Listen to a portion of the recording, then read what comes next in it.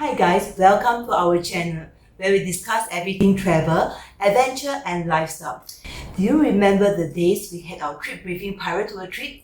Today our event host Sucan is going to bring you to a site visit to Decathlon Joo Koon, where he's going to share with you the principle of layering. This will be important as we make our preparation to resume our next adventure when the world is safe to travel. So without further ado, come on, dive in with us right now.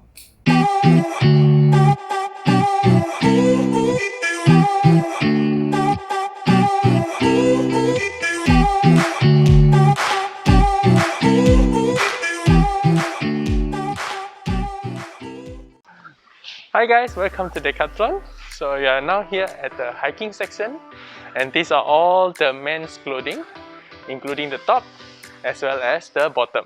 So when we go for the hiking, actually we have to choose hiking clothes depending on the purposes. We'll go into details of what item we'll need later on, but first let's go through the selection that they have over here. Okay, so I will pick up some items, then I will go through later why do I pick up these items.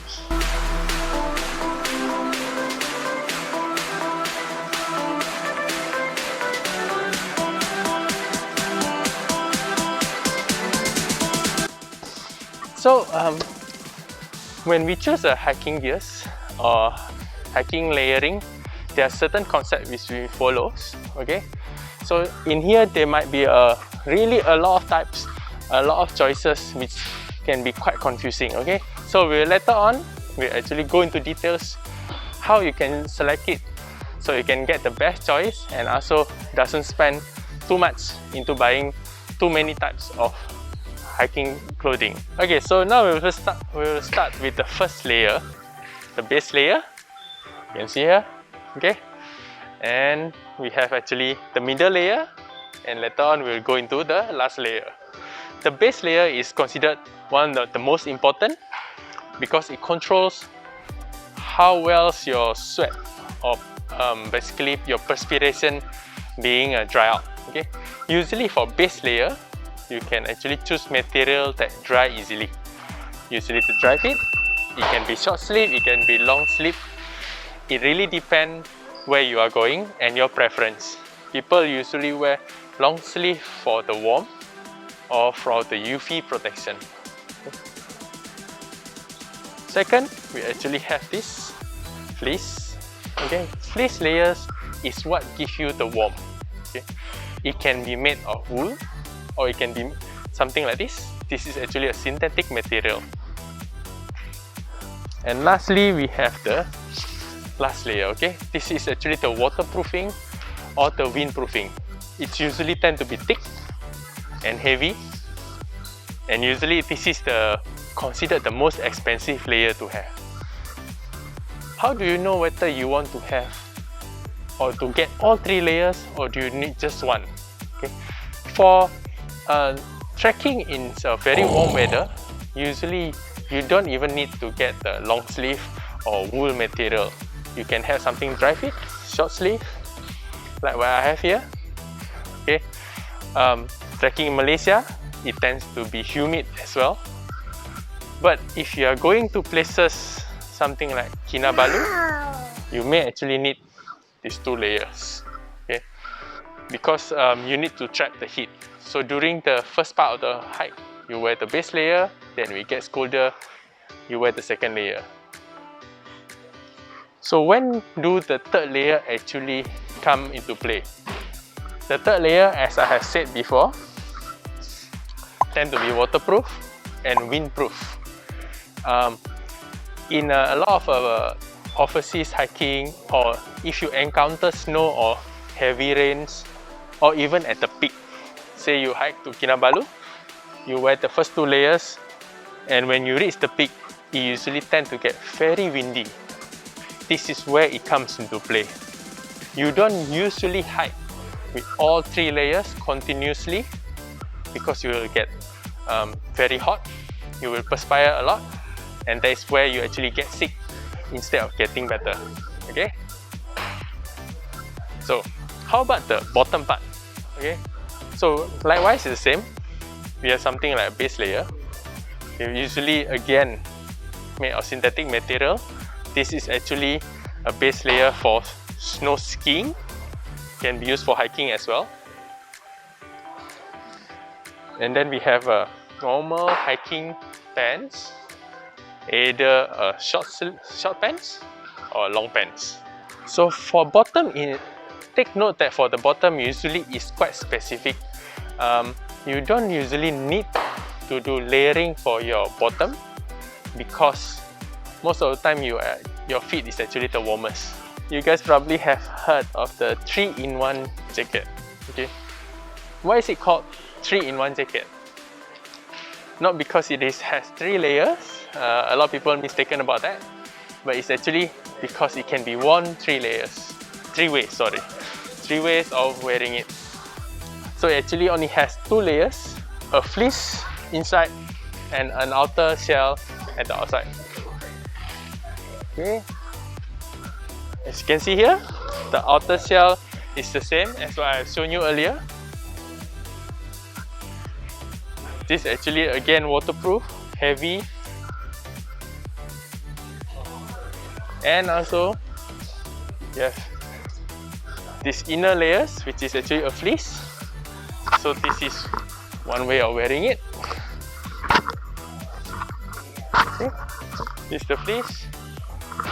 Or you can wear the jacket as it is on. Or the third way, you can actually wear it all together. Okay. Wow, I'm feeling very warm here. Okay. So why is it called 3-in-1, and usually why do they promote this style? It's because you can zip the 2 layers together, providing a greater practicality. So instead of having 3 layers, 3 separate layers, they combine everything into one.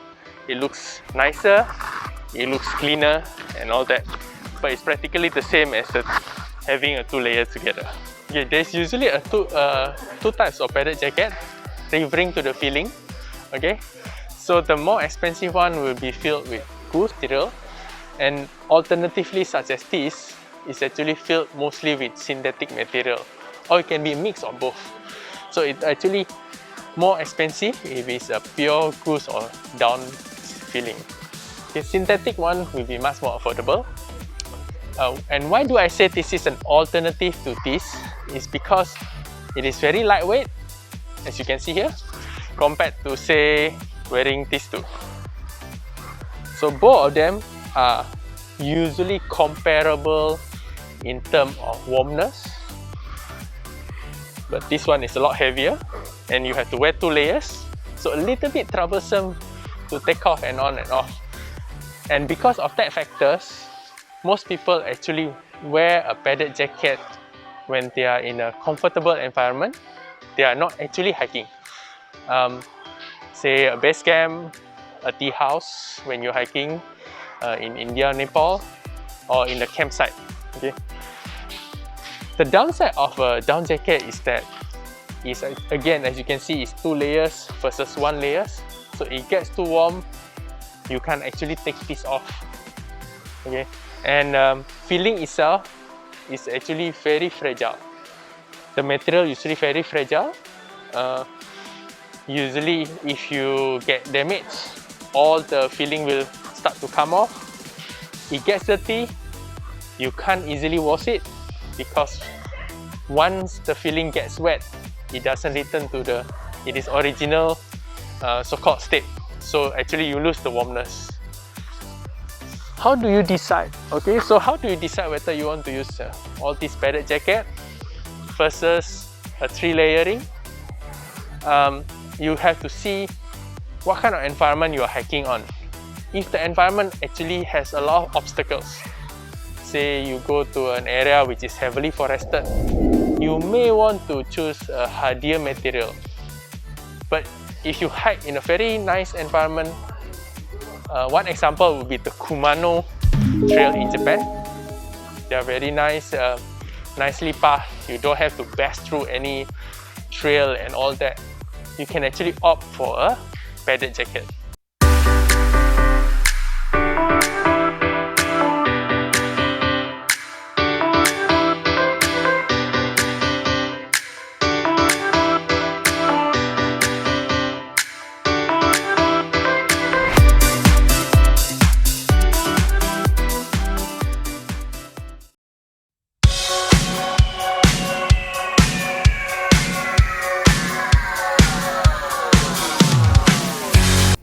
Thank you, Sucan, for sharing and showing us the importance of layering before you go on a hiking trip. Indeed, preparation and knowing your gear is an integral part of the trip, so you will maximize your performance during the trip.